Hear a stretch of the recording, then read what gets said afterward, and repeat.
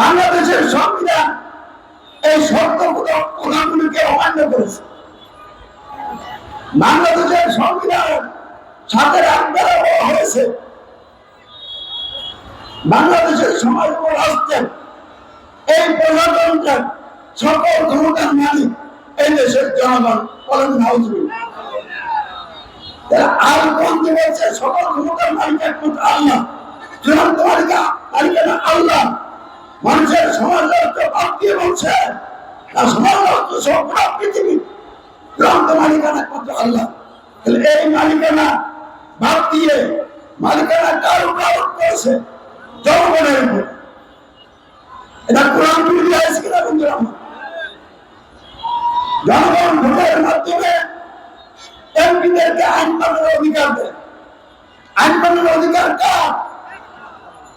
আল্লাহর অধিকার এমপিদেরকে দিয়েছে। এটা কোরআন বিরোধী হয়েছে কিনা বন্ধুরা? শাসন করতে আল্লাহ মন্ত্রীদেরকে শাসন করতে পারার অধিকার দিয়ে দিয়েছে। গণতন্ত্রের ভিত্তিতে রচিত সংবিধান।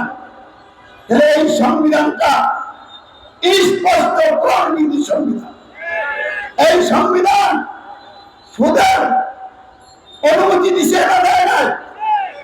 তাহলে এই সংবিধান কোরআন বিরোধী সংবিধান, ইসলাম বিরোধী সংবিধান, আল্লাহর আইন বিধান বিরোধী সংবিধান, জাহান্নামের সংবিধান। এই সংবিধান মানুষের মধ্যে দলাদলি হানাহানি সৃষ্টি করার সংবিধান। এই সংবিধান একদলকে ক্ষমতায় এনে লুটপাটের রাজত্ব করার সুযোগ করে দেওয়ার সংবিধান। আবার আরেক দলকে পুনরায় ক্ষমতা এনে লুটপাটের সুযোগ করে দেওয়ার সংবিধান। তাদের ৫৪ বছর যাবৎ যেই সংবিধান সমাজ ও রাষ্ট্রে চালু আছে, এই সংবিধানই হলো বাংলাদেশের প্রধান সমস্যা, মূল সমস্যা।